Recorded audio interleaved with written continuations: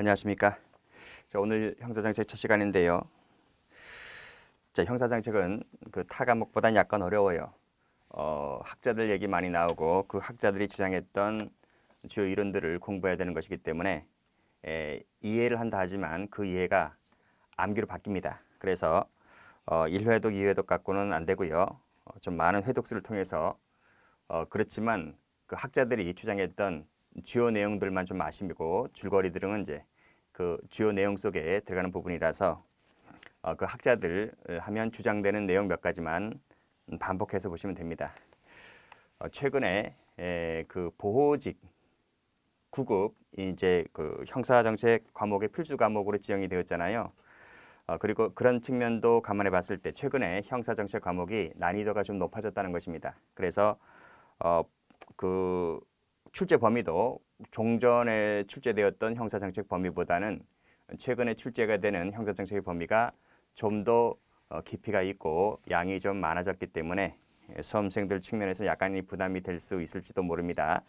그렇지만 이 교재에서는 여러분들이 공부해야 할 모든 부분의 양을 담아두었기 때문에 이 교재만 충실히 공부를 해도 거의 만점에 가까운 점수를 획득할 수 있을 겁니다. 이 책의 장점이라고 하는 것은요. 여기 보시게 되면 요 밑에 기출지문이 나와 있어요. 그 기출지문까지 같이 본문 내용과 같이 더불어서 조화롭게 공부를 해두시면 한층 더 형사정책이라는 과목을 쉽게 빠르게 이해하실 수 있을 겁니다.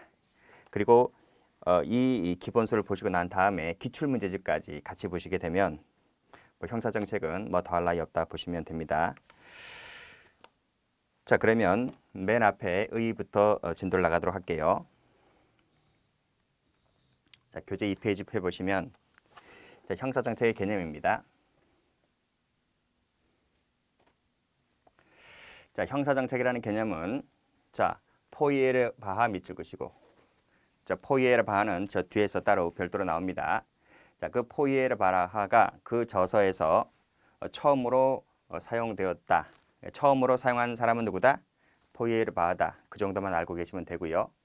포이에르 바하가 형사정책이라는 개념을 갖고 나왔을 때에는 그 범주가 형사 입법을 위한 예지, 즉 입법 정책에 국한되었었다는 거죠. 그래서 아주 좁은 의미로 사용되었었는데 점차 시간이 흘러서 이 입법이라는 작은 범주에서 넓게 일반 대책 개념으로 확대되었다는 것까지 보시면 됩니다.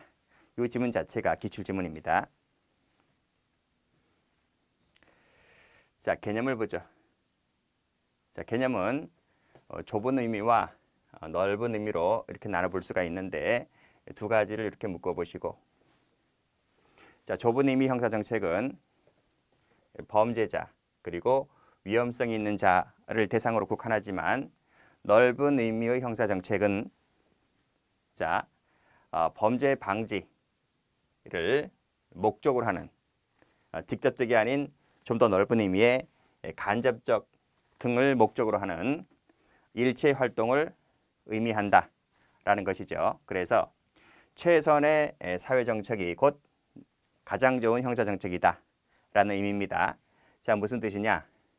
우리나라에 특히 서울 쪽 가면 온 천지가 CCTV잖아요. 식당은 할 것 없이 식당이나 공공건물, 일반 건물 말할 것도 없이 지하철, 객실, 뭐 강남대로, 길거리 모든 부분이 다 CCTV가 되어 있잖아요.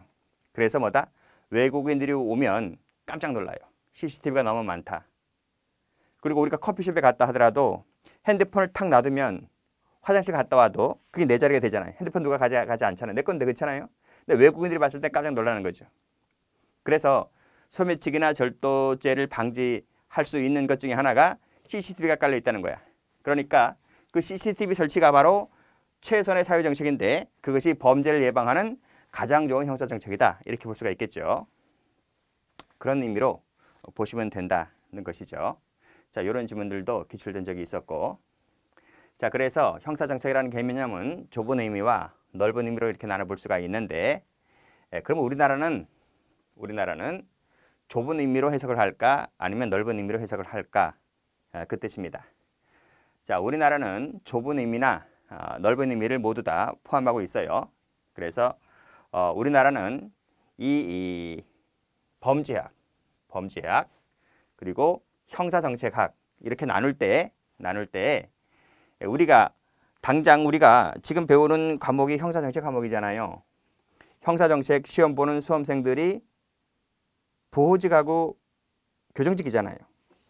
그런데 범죄학이라는 과목이 별도로 있습니다. 근데 그 범죄학이라는 과목을 공부하는 수험생은 뭐 경찰직이잖아요. 근데 이 두 가지가 범위가 똑같아요. 출제 범위가 똑같은데 어느 쪽을 강조하느냐에 따라서 범죄학이 되기도 하고 또 이쪽을 강조하기로 하면 또 형사정책이 되기도 한단 말이죠. 근데 출제 범위는 똑같아.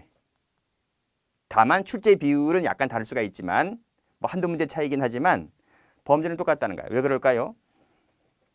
범죄학은 범죄의 현상과 원인을 규명한다 이거죠. 그래서 범죄, 범죄인, 범죄 원인 뭐 이런 것, 사회 현상 이런 것을 많이 다루죠. 출제 범위도 그쪽이 많이 나오고요. 형사정책은 자, 범죄 예방 대책, 방지 대책을 중점으로 한다는 거죠. 그래서 이쪽이 좀 더 많이 나올 수도 있단 말이죠. 저 뒤에 가면 형벌론, 보안처분론 쪽이. 그런데 앞에서 나오는 현상과 원인을 규명할 때 학자들이 많이 나와요. 뭐 독일 학자들, 미국 학자들, 프랑스 학자들이 많이 나온단 말이죠. 그게 워낙 양이 많아서 이쪽이 출제가 안 될 수가 없어요. 이쪽이 중요하다 할지라도. 어쨌든 범죄학이라는 과목을 배우는 수험생들은 이쪽도 배우고 이쪽도 배워요. 이쪽 파트와 이쪽 파트가 범죄학이라는 교재에도 실려 있고 형사정책이라는 과목에도 실려 있단 말이죠. 다만 이쪽을 강조하면 범죄학이 되고 이쪽을 강조하면 형사정책이 되는 거예요. 거의 99%는 똑같다. 다만 차이가 있는 것은 지금 우리는 뭘 배워요? 우리는 형사정책의 개념을 배우지만 범죄학은 범죄학의 개념을 배울 뿐이에요. 그 앞대가리만 다를 뿐이지 그부터는 다 똑같아요.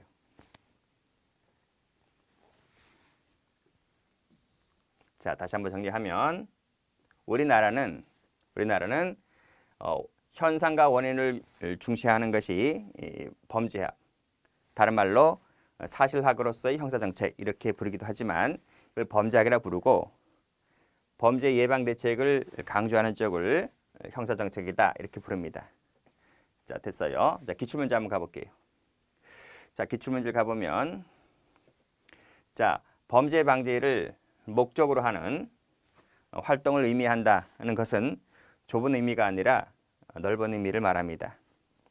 자, 그리고 범죄와 범죄자, 일탈, 통제 방법을 연구하는 경험과 규범학이 아닌 사실학의 총체를 범죄학이라 부르는데 범죄학 지금 여기서 말씀드리기도 했지만 그 다다음 페이지 가보시면 범죄학이 또 교재에 있습니다. 그쪽에서 요 부분이 나와요. 그래서 이것은 좁은 의미 형사정책을 얘기하는 것이 아니라 범죄학을 얘기합니다. 이렇게 정리해 두시면 되고요. 자, 특성을 가볼게요. 말씀드렸듯이 여기서는 형사정책의 특성을 배우지만 범죄학 교재를 가면 범죄학의 특성을 배운단 말이죠.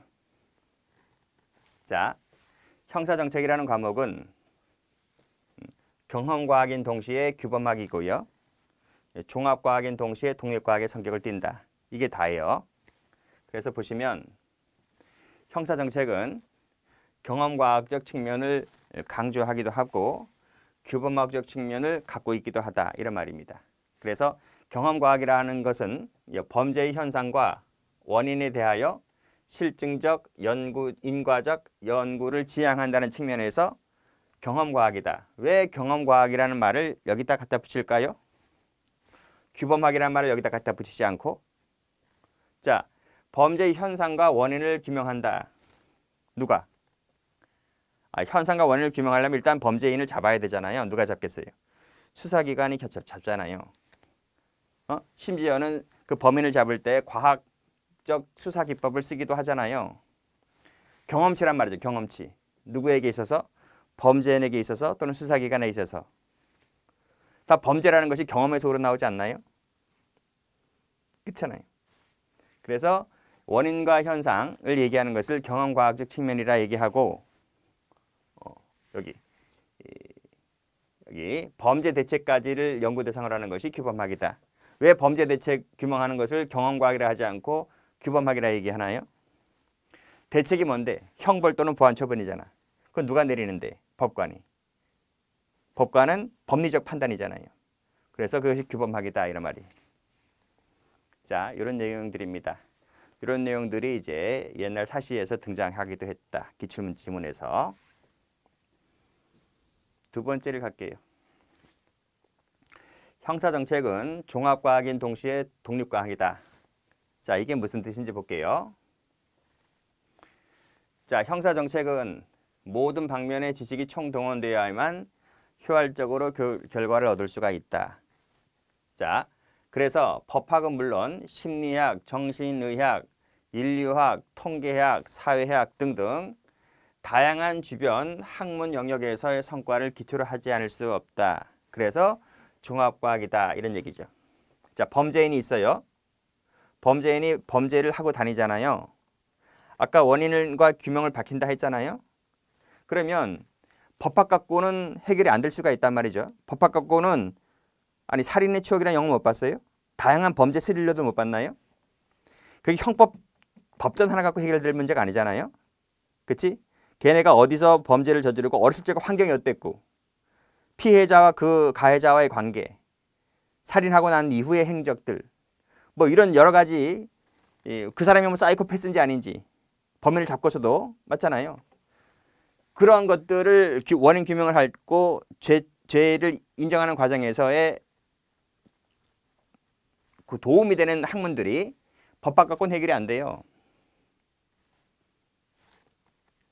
사이코패스인지 아닌지, 애가 고아였는지, 부모 밑에서 잘 교육받고 자랐는지, 심리학, 정신의학 이런 것을 다 갖고 와야 돼요.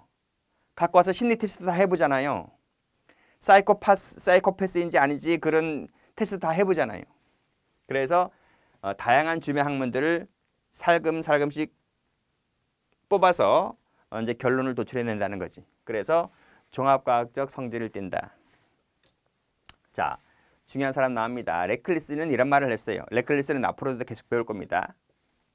그래서 주변의 학문들을 조금씩 도움을 받아서 이론 정립을 하기 때문에 범죄학자는 학문계의 영원한 손님이다. 영원한 손님이라는 표현을 쓰고 있네요.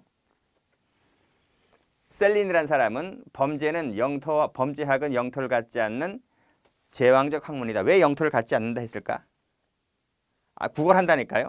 여기서 조금 구걸하고 저기서 조금 구걸하다 쓰고 구걸하다 쓰다 보니까 이런 표현을 쓰고 있는 거예요. 영원한 손님이다. 영토를 갖지 않는 제왕의 학문이다. 이런 표현을 쓰기도 합니다. 무엇을 두고? 형사정책이라는 과목을 두고 또는 범죄학으로 가면 범죄학이라는 과목을 두고 다 이런 표현을 쓰는 거예요. 자, 요 부분도 시험에 많이 나왔죠. 그래서 밑에 기출지문을 가보면 이런 얘기를 하고 있습니다. 간학문적 성질을 띈다. 이 간자가 사이간자입니다. 이 학문과 학문 사이에 걸쳐있는 그 뜻이거든요. 그게 바로 뭐다? 형사정책이자 범죄학이다. 그 뜻이죠.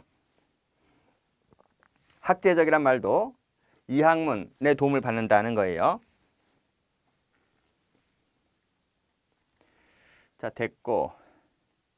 자, 그 다음 한편 형사정책은 다양한 학문적 성과를 단순히 결합하는 그런 데에 그치는 것이 아니라 나름대로의 어떤 대책을 확립한다는 측면에서 봤을 때에는 그나마 독립성이 있다. 이런 얘기를 갖고 있습니다. 자, 됐고 나머지 것들은 여러분 보시면 돼요. 자, 세 번째로 볼 것이 넘겨보시면 인접 학문과의 관계입니다. 먼저 형법학은 잠시 이따 보도록 하고 범죄학 볼게요. 범죄학. 자, 범죄학과의 관계. 여기 보시면 범죄학은 범죄의 현상과 원인을 규명한다니까요. 그 설명은 앞에서 드렸잖아, 그렇지? 자, 그래서 요 부분을 자세히 들어가 보면 범죄와 범죄자, 일탈행위, 그리고 이에 대한 통제 방법을 연구하는 경험과학이다. 경험적이란 말 썼죠? 그리고 사실학이다. 규범학은 아닙니다. 규범학은 저쪽 뒤로 가야 돼요. 법관 쪽으로 가야 돼요. 이것은 형사 대책면에서 나오는 것이지 요 사실면에서 나오는 것은 아니다 이거지. 이렇게 표현을 합니다. 그리고 여기서도 범죄학도 마찬가지로 간영역, 통합과학 이런 표현을 쓰죠. 그 점은 똑같다니까 형사정책이랑. 셀리는 그래서 범죄학은 영토를 갖지 않은 제왕의 학문이다. 레클리스는 범죄학자는 학문계의 영원한 손님이다 하는 것도 앞에 거랑 똑같은 거예요. 형사정책이든 범죄학이든 똑같다 이겁니다. 자, 기출문제 찾아서 정리하시고요. 다시 올라갈게요. 자, 형법과의 관계입니다. 자, 형법학은 실전 형법의 해석을 그 내용의 대상으로 합니다. 즉, 살인을 했을 때 그 살인이 죄가 되니 안 되니, 구속 요건에 해당하고 위법하고 책임이 있니 없니 이것만 따져요. 그렇지만 형사정책은 거기에만 국한되는 것이 아니라 그 범위가 훨씬 넓다는 거지. 포괄보다 훨씬 포괄적이다. 범위가 넓다. 왜냐하면 실정법에 국한하는 형법 말고도 형사정책은 말 그대로 정책이잖아요. 정책이기 때문에 법을 포함하는 그 외에 알파가 더 있어요. 사회정책의 하나이다 보니. 그래서 형사정책은 실정법과 정책의 영역에 걸쳐서 아우르고 있기 때문에 범위가 형법보다 넓다. 자, 됐고. 동그라미 2번을 가보면 형사정책도 기존 형벌체계가 과연 범죄대책 수단으로서 유효한가에 대한 검증 결과를 제시함으로써 형사법의 개정 방향을 선도해요. 그러니까 형법은 개정이 일어나게 되는데 그 개정은 형법이 개정된다고 해서 형사정책에 있는 것을 싹 끌고 와서 형법에 다 넣을 수가 없어요. 형법이라고 하는 것은 봐봐요. 내가 살인을 저질렀어요. 그럼 내가 책임을 져야 될 거 아니에요. 과거의 살인 행위에 대한 책임을 져야 될 거 아니에요. 그게 형법인 거예요. 그래서 살인했다고 해서 사형이나 무기징역을 때리는 거예요. 내가 강간을 했어요. 그럼 강간한 부분에 대한 책임을 져야 될 거 아니에요. 그래서 징역 3년 이상을 받는 거예요. 그게 형법인데 형법에는 책임에 관련된 내용이 들어가 있어야 되는데 책임이 아닌 예방이 들어가 있으면 안 돼요. 예방이 들어가 있는 것은 형사정책이지. 예방이라고 하는 부분을 내가 죄를 저지르지 않았는데 저지를 가능성이 있다고 해서 그 모든 것이 다 형법에 들어올 수 없잖아요. 책임지는 것이 형법이라니까. 근데 책임져야만 한다라고만 100%가 있는 게 형법이 아니라 약간의 조금 예방적 차원이 있긴 있는 것도 있어요. 일부. 그건 아주 극소수란 말이죠. 근데 그 전부가 형사정책 관련된 부분에 다 들어올 수는 없다는 거죠. 그 얘기를 하고 있는 것이 이겁니다.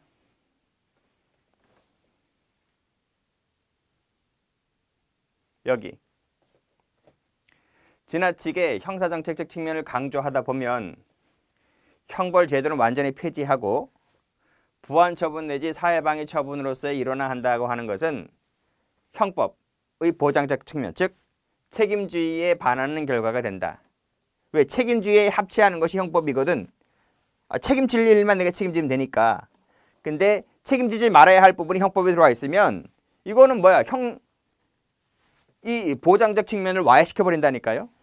그래서 형법이 개정된다 하더라도 일정한 한계를 갖고 있는데 그 한계가 뭐냐면 이겁니다. 형법은 형사정책에 극복할 수 없는 한계다. 개정되는 부분도 정도껏 개정해야지 형사정책의 범위를 뛰어넘을 수 없다는 거야.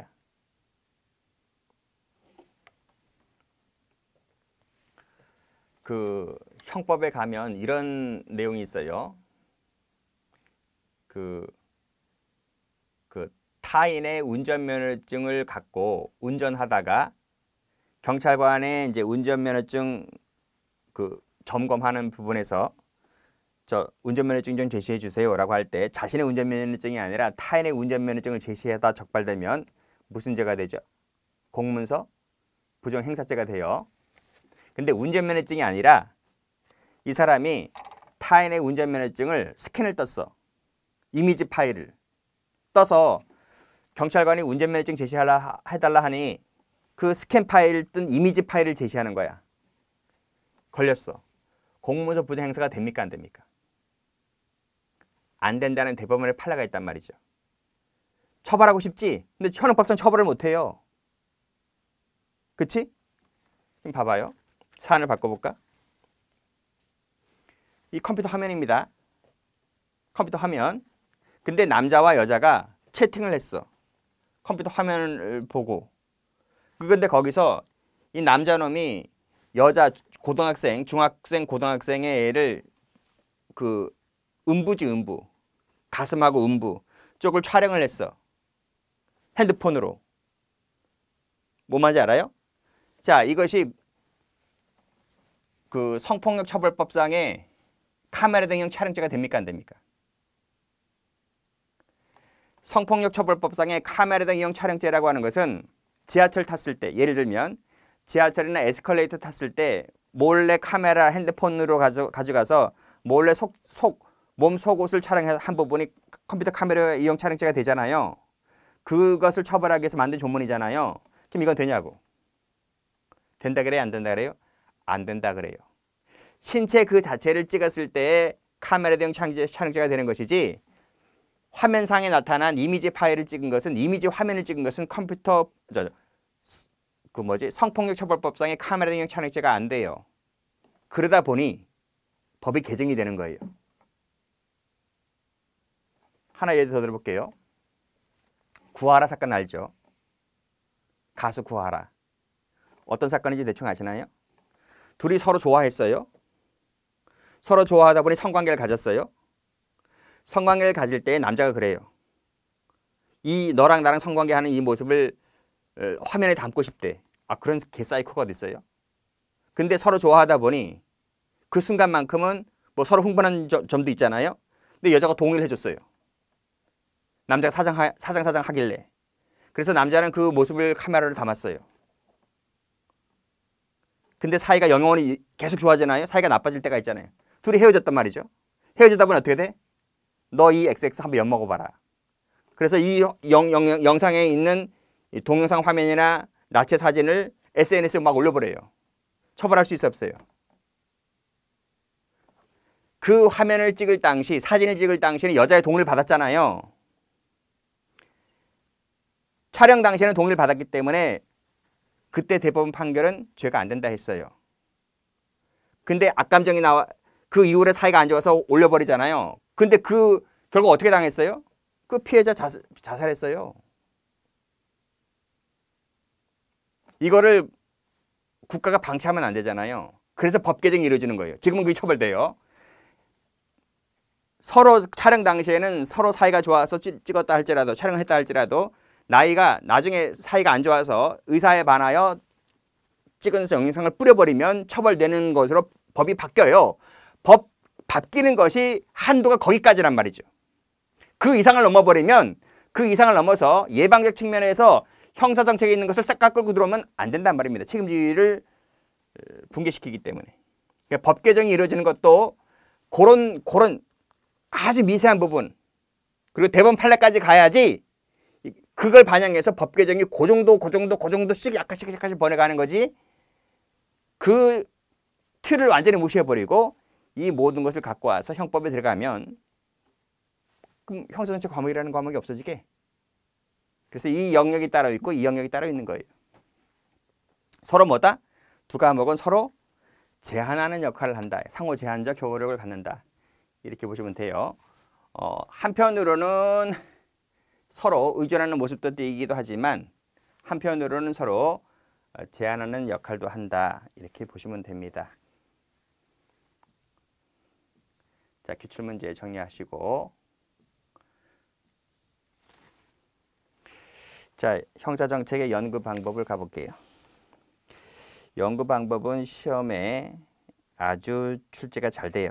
그래서 일절보다는 월등히 몇 배나 출제가 많이 되는데 일단 어떤 연구 방법이 있는가를 좀 볼게요. 제목만 볼게요. 일단은 1번에서 공식 범죄 통계가 나오는데 이것이 출제가 제일 잘 돼요. 제일 1순위입니다. 1순위. 다른 말로 대량 관찰 또는 범죄 통계표에 의한 분석, 뭐 통계적 관찰이라고도 하는데 제일 많이 등장하는 용어는 이겁니다. 공식 범죄 통계. 그래서 이것을 제목으로 뽑았어요. 한 장 넘겨보세요. 또 한 장 넘겨보세요.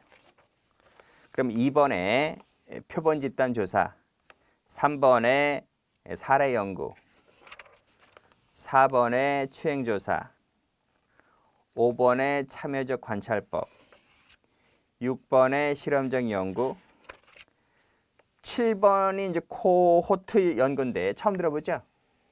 근데 그 밑에 기출지문 나와 있듯이 최근에는 출제가 되기 시작했다.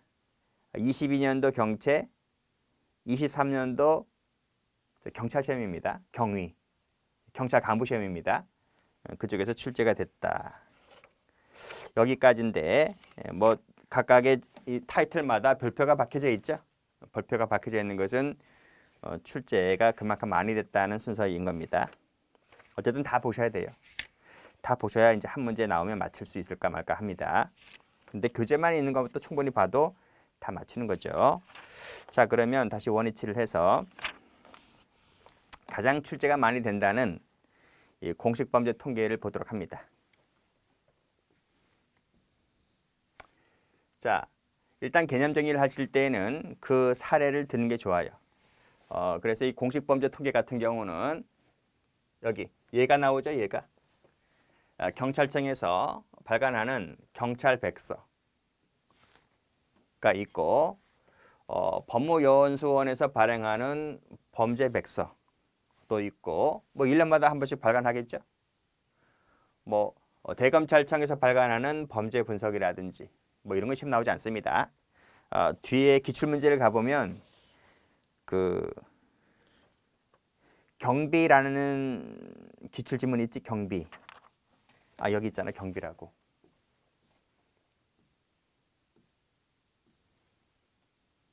여기 이런 경비 그쵸? 이 경비라는 게 어느 직렬이냐면 경비지도사. 경비지도사 과목에, 그건 공무원 시험 아닙니다. 자격증 시험이지. 경비지도사라는 과목에 범죄학이라는 과목이 있어요. 거기서 기출된 것인데 거기를 가보면 이런 얘기 나오잖아.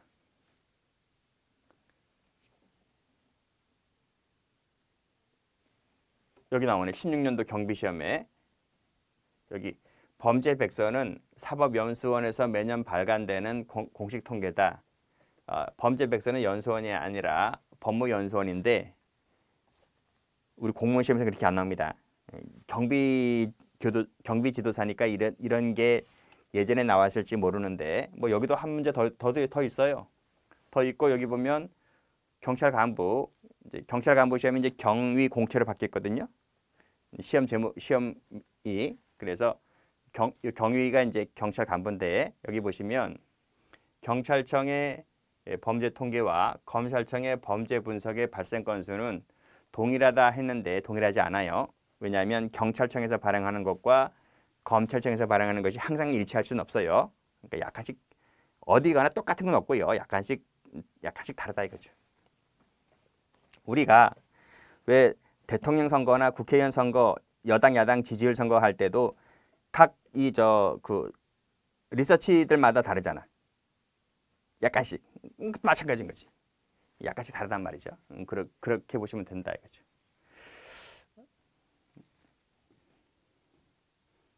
여기를 가보면 다시 한번 가보면 이런 경찰청에서 발행하는 것, 대검찰청에서 발행하는 것, 법무부에서 발행하는 것, 연수원에서 발행하는 것들이 있는데 시험 문제는 아니다.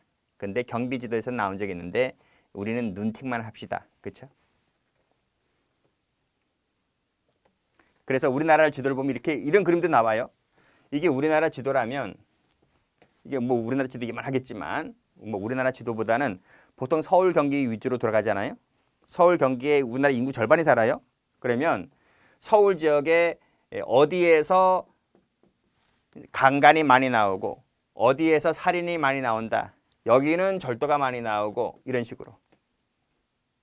그리고 남성의 비율은 얼마고 여성의 비율은 얼마고 연령대는 20대, 30대, 40대 그 연령대마다 어떤 죄가 많이 저지르고 이런 것들입니다. 이런 것을 통계 내놓은 것이 공식범죄 통계야.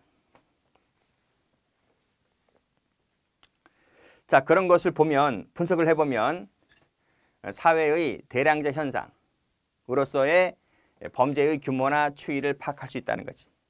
그래서 2020년도에는 어떤 범죄가 많이 발생했다.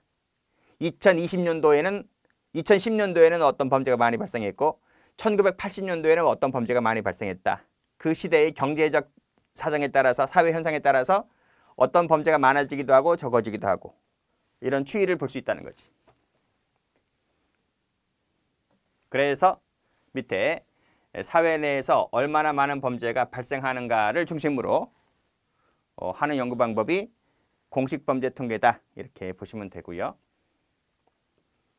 자, 그 밑에 장점을 보면 자, 범죄자의 외형적, 일회적 분석으로 상황 파악하는 데 도움을 주죠.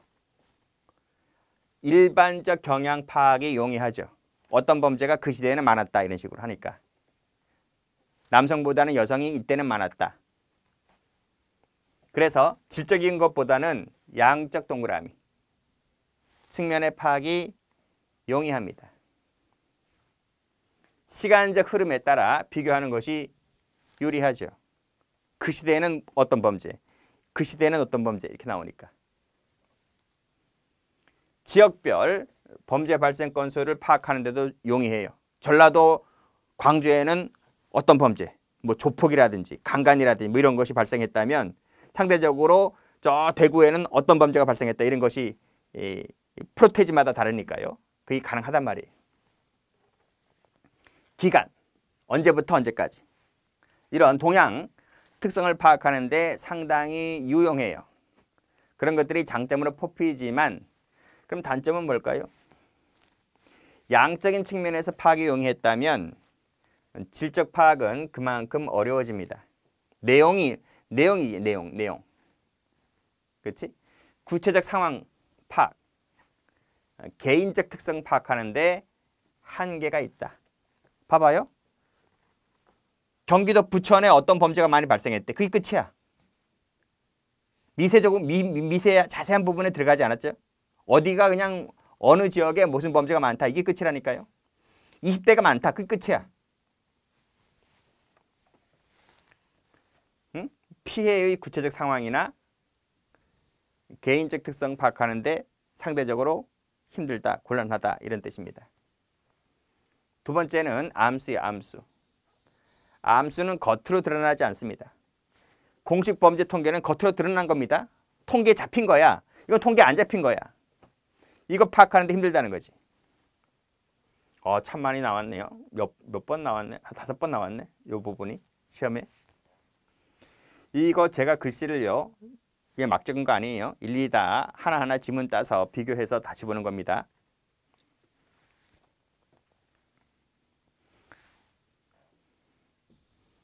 자, 또 이건 뭐 사소한 것이라 볼 수가 있는데 입력 누락, 실수 뭐 이런 거 사소하겠죠. 그 다음 전문성 부족, 책임 회피 등 정확성을 떨어뜨리는 요인이 된다. 뭐 학자들 하는 말이긴 하겠지만 전문성 부족이란 말은 글쎄요. 앞에서 보았던 뭐 경찰청, 대검찰청, 법무연수원, 법무부가 뭐 전문성이 떨어지나요? 뭐 민간업자들이 하는 것도 아닌데 거기 맨 윗줄 올라가면 그 민간업자들이 있습니까? 다 공무원들 아니에요? 그러니까 이건 좀 약간 신빙성이 있는 거지. 어쨌든 학자들이 그렇게 얘기를 합니다. 그래서 출제가 안 됐나? 어쨌든 여러분이 보실 때에는 이 출제된 것은 꼭 보셔야 돼요. 두 번째, 관련 범주를 어떻게 정의를 내리는가에 따라 분류 체계가 달라져. 그치? 그렇잖아. 아까 지역별 특성을 중시했다면 그 지역에 범죄가 많이 발생하는 부분이 1순위겠지만 여성이 저지른 일, 남성이 저지른 일을 잡게 되면 완전 흐름이 다른 방향으로 갈 수가 있다는 거죠. 그래서 어떤 정의를 내리는가에 따라서 분류 체계가 달라진다. 자, 사법기관이죠. 아까 검찰, 경찰 얘기했으니까요. 그 사람들의 독자적 목적을 우선시하여 작성된 것이므로 사회과학적 연구 자료로는 나름대로 한계가 있지 않느냐 이런 얘기도 있고요. 그리고 일반적 경향만을 띠는 것이 많기 때문에 현상과 내재적 상관과의 문제, 내재적 문제. 이 내재적이 바로 질적인 것과 관련되어 있지 않나요? 그렇지? 그리고 원인을 밝히는데 힘들다 이겁니다. 왜? 질적인 부분을 파악하는데 한계가 있다 보니 여기 파악도 힘들고 여기 파악도 힘들다 이 뜻이죠.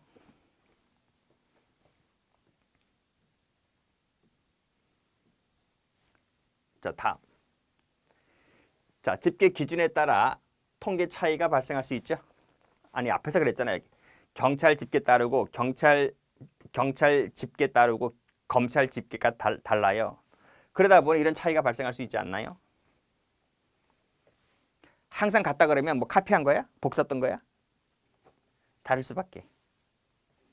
그리고 양적인 측면을 강조하다 보니 질적인 측면은 곤란하다 그랬지 않습니까? 그래서 우발 범죄와 계획 범죄의 구별이 곤란할 수밖에 없지. 살인 사건이 발생했는데 그 살인 사건이 우발 범죄인지 계획 범죄인지 그것까지 나타나 있지는 않잖아요. 살인 사건 건수가 몇 개다 이것만 나와 있기 때문에 내용 측면에서 이건지 곤란하다. 자, 그리고 형사사법기관의 활동에 의해서 영향을 받으므로 범죄율이 왜곡되거나 축소될 수 있다. 이렇게 나오는데 그건 옛날 얘기입니다. 요즘은 안 그래요. 요즘 세대들은 다 FM대로 반영하지 않나? 옛날 세대들은 막 그랬지. 수십 년 전 얘기를 같은 경우는 책임질 일이 생길 수가 있기 때문에 왜곡하기도 많이 했지만 요즘은 좀 더 나아졌다. 완전히는 아니지만. 그래서 어쨌든 이런 단점도 거론되기도 합니다. 정리를 해두시고. 자, 살인 강도 중범죄 같은 경우는 그나마 신고율이 높기 때문에 공식범죄 통계에 잘 잡히는데 경제범죄, 기업범죄 같은 경우는 범위가 넓잖아요. 그래서 파악하기도 어려워서 통계에 잘 반영되지를 않는다는 점도 있고, 그리고 두 가지 변수 사이의 2차적 관계 수준의 연구를 넘어서기 어렵다는 비판이 있다. 이 얘기는 요것과도 관련이 있는 거예요. 요 마지막 이 부분하고도. 자, 그렇게 정리를 해두시면 되고요. 기출은 쭉 한번 보세요. 오타는 없는데 오타가 있으면 말씀드리기도 하겠지만 거의 오타는 없을 겁니다. 이 책이 뭐 초판 나온 것도 아니고 여러 번 뭐 개정되어서 나왔고 저는 제가 직접 책을 쓰기 때문에 기본서만큼은 문제집은 약간 오타가 있을 수도 있어요. 그렇지만 기본서는 거의 오타가 없을 겁니다. 자, 범죄율과 범죄 시계. 자, 이게 아직도 시험 나오대. 난 이게 이제 안 나올 줄 알았거든요. 여기 보면 뭐 2006년도, 2002년도니까 아주 옛날이잖아요. 우리 공무원 시험 쪽에서는. 그런데 최근에는 23년도 경감부, 20년도 보호직 7급에 나왔단 말이죠. 나옵니다. 이번에도. 자, 무슨 뜻이냐? 자, 범죄율이라는 것은 인구 10만 명이다. 10만 명. 10만 명이 기출입니다. 10만 명당 범죄 발생 건수를 계산한 것을 말합니다. 일단 이거 알아두시고요. 자, 그리고 범죄율은 인구 대비 범죄 발생 건수를 비교할 수 있다는 점에서 유용한 자료가 되겠지만 중범죄와 가벼운 범죄가 똑같이 취급받는다는 점에서 약간 문제성을 띠고 있죠. 범죄율을 이제 발표하게 되면 일반적 경향을 알 수는 있지만 말씀드렸듯이 이 암수 범죄 같은 경우에 공식 통계에 잡히지 않기 때문에 이런 것을 파악하는데 좀 어려움이 있다는 거예요. 그리고 범죄 시계란, 시계가 이제 클락이잖아요. 시계란 요 시간마다 시간당 범죄 발생 현황을 표시한 것을 말합니다. 그래서 몇 번마다 몇 건의 살인 사건이 발생하는지. 그러니까 우리나라는 이제 다른 나라에 비해서 살인 사건, 살인 비중이 좀 적잖아요. 그래서 이걸 잘 감지를 못하지만 외국 같은 경우는 특히 미국 같은 경우를 보면 뭐 시간당 살인 사건이 무수히 많이 발생하잖아요. 그래서 그쪽에는 나름대로 의미가 있다는 거죠. 자, 됐고 그다음 여기 보시면 인구 성장률을 반영하지 않고 있다. 뭐 됐네요. 자, 기출 보시면 여기 1000명당 틀렸죠? 1000명당, 100만 명당, 10,000명당 그쵸? 등등. 그리고 이 범죄율은 각 범죄의 가치를 서로 똑같이 봐요. 중요한 범죄든 가벼운 범죄든 그 점이 이제 단점으로 잡혔죠. 자, 그렇게 보시면 되겠습니다. 좀 더 볼까요? 자, 넘어가서 자, 두 번째로 볼 것이 표본 집단 조사입니다. 자, 이것은 무슨 뜻이냐? 이게 쌍쌍화 연구가 이제 가장 대표적인데 한 예를 든 겁니다. 예를. 그래서 우리나라의 쌍쌍화가 몇 명일까요? 그건 나도 모르지. 근데 있게야 있겠지. 그렇잖아요. 자, 요 쌍쌍화 연구의 일부를 범죄인 중에 요 일부를 표본으로 선정을 해요. 선정을 해서 요 사람들을 집중 관찰을 해요. 정밀 관찰을 한 다음에 전체 범죄자에게 유치시켜서 그 프로테지를 뽑아버리는 거예요. 그래서 범죄 이 쌍쌍화 연구할 때에 요 표본 선정된 애들 있잖아. 이런 사람들을 실험 집단, 범죄인 집단이라 하고 여기서 몇 %가 범죄인이 되더라. 전체 우리나라에 쌍쌍화가 한 10,000쌍 있다가 하면 그 10,000쌍을 다 조사할 수 없잖아요. 돈이 무지 많이 들어가는데. 그러니까 10,000쌍은 다 못하고 한 10쌍만 합시다. 10쌍만. 10쌍만 해도 뭐 대단한 거니까. 10쌍을 선정을 해가지고 그 10쌍을 정밀 관찰한 다음에 이들 중에서 범죄인이 몇 명 되냐 이 말이야.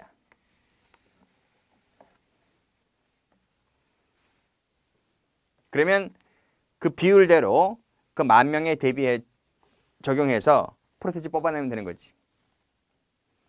실험 집단과 정상인 집단을 비교해서 양자를 대등하게 놓고 그게 수평적 비교야.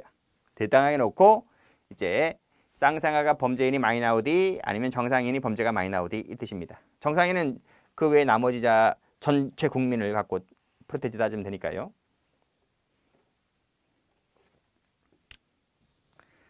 단점 볼게요. 대표성이 문제다. 그 아까 10,000쌍의 쌍쌍화 중에서 10쌍만 뽑아낸다 했잖아요. 그 10쌍이 얼마나 과연 나머지 9,900쌍을 대표할 수 있느냐는 거지. 그렇잖아요. 그런 문제. 그리고 결과와 사실 사이의 연결고리, 연결관계를 명확하게 구명하기는 어렵다. 이런 비판점도 있습니다. 잘 나오는 쪽은 아닌데 그래도 밑에 몇 번 나오기도 했네요. 정리를 해두시면 되고. 일단 여기까지 하고요. 사례조사부터는 쉬었다 하겠습니다.